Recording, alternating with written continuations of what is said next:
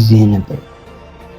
ደካማ የነበርኩበት፣ ሰዎች እኔን አሳንሰው ሲመለከቱኝ፣ እኔም ራሴን መስታወት ላይ ሲመለከት የማየው ውድቅነቴን ብቻ ነበር። ግን ድክመት ምርጫ ነው እና እኔም እሱን መምረጥ ሳቋርጥ ስቃይ እንደ መነሳሻ የሆነ የሚያጠራጥረኝ ሁሉ እሳት ሆነ።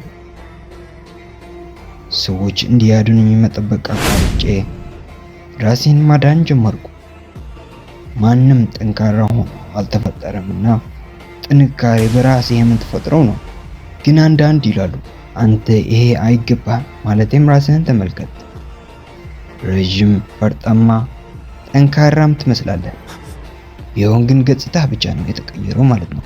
አጥልቀን ብንቆፍር አሁንም ደካማ ነህ። እውነት ያደለው ስለ ደካማ ጎን ደካማው የደረጃ ተዋጊ ጄኑ ሳንግ። አንተ ሐላሚ ቦታው የማያውቅ ነህ፣ እንደምታስበው አይደለም። ጠንካራ ወደሆነ ነገር ሲገባ ያቀደውንና ጥቅሙን ያውቃል። ደካማ ግን ፍርሃቱ ተሸፍኖ ወይም ተስፋ ቆርጦ ቆሞ ይቀራል። ደካማ ነው ዝቅ ተደርጎ የሚታየው። ምንም ቢሆንም ምንም ማለትም ብልጥ ወይም የተለየ አስተሳሰብ ቢኖረውም ወይም የተለየ መልካምነት ቢኖረው ደካማ ሁል ጊዜ ይሸነፋል። እኔ ሁል ጊዜ እሸንፋለሁ። እኔ በጣም ጠለዋለሁ እንደዚህ ደካማ በመሆኔ። ለዚህም ጥንካሬ እፈልጋለሁ።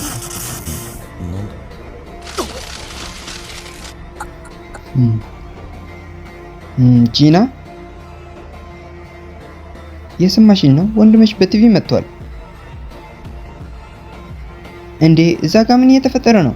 ከሰዎች መካከል ለብዙ ቀናት ያልታወቀው ጄኑ ሳንግ ተዋጊዎች ማህበር መሰረት ከከፍተኛ ተዋጊ ኤስ ደረጃ መሆኑን ተረጋግጧል። ይሄ ማለትም ጄኑ ሳንግ በሀገራችን አንድ ከአስሮቹ ኤስ ደረጃ መሆኑን ተረጋግጧል።